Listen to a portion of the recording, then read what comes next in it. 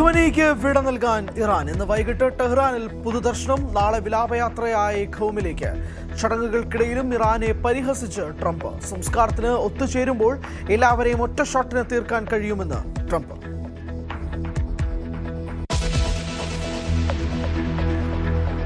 തമ്മിലടി ഒഴിയാതെ താരസംഘടന. തന്റെ പോരാട്ടം പവർ ഗ്രൂപ്പിനെതിരെയെന്ന് ശ്വേത മേനോൻ. സംഘടനയിൽ ചിലർ നടത്തിയ സാമ്പത്തിക തിരിമറികൾ കണ്ടെത്തി. നിശബ്ദയാക്കാൻ ശ്രമിച്ചാൽ പിന്നോട്ടില്ലെന്നും ശ്വേത.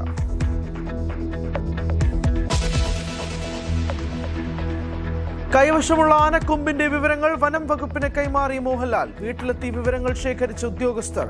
താരത്തിന്റെ കൈവശമുള്ളത് 2 ജോഡി ആനക്കൊമ്പുകളും 13 കരകൗശല വസ്തുക്കളും.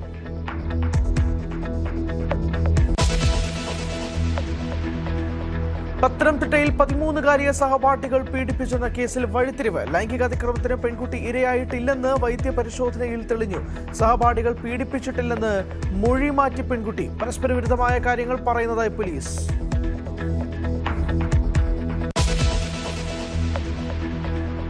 കോഴിക്കോട് സ്വത്ത് തർക്കത്തിന്റെ പേരിൽ സഹോദരനെ വെട്ടിക്കൊന്നു. കൊല്ലപ്പെട്ടത് കൊടുവള്ളി താന്നിരിക്കംപൊയിൽ പ്രസാദ്.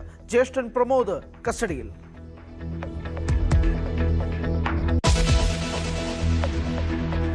വടക്കൻ ജില്ലകളിൽ മഴ കനക്കും. ഇന്ന് കണ്ണൂരും കാസർഗോഡും യെല്ലോ അലർട്ട്. മഴ ശക്തമായതോടെ അടിമാലി ലക്ഷം വീട് കോളനിയിൽ വീണ്ടും മണ്ണിടിച്ചിൽ ഭീഷണി. പഞ്ചായത്ത് ഓഫീസിന് മുന്നിൽ നാട്ടുകാരുടെ സമരം.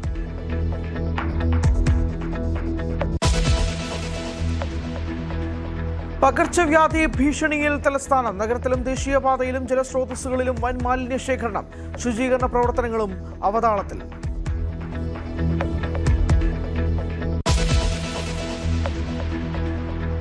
ഇടുക്കി പൂപ്പാറയിലെ കയ്യേറ്റത്തിൽ കടുത്ത നടപടികളിലേക്ക് റവന്യൂ വകുപ്പ്. ഭൂമി കയ്യേറി ഏലം കൃഷി ചെയ്തവർക്ക് നോട്ടീസ്.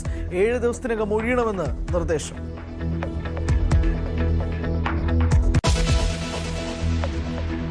പാരഗ്വേ തകർത്ത് ഫ്രാൻസ് ലോകകപ്പ് ക്വാർട്ടറിൽ. Penalty ഗോളടിച്ച് Mbappé. കാനഡയെ കീഴടക്കി മൊറോക്കോയും ക്വാർട്ടറിൽ.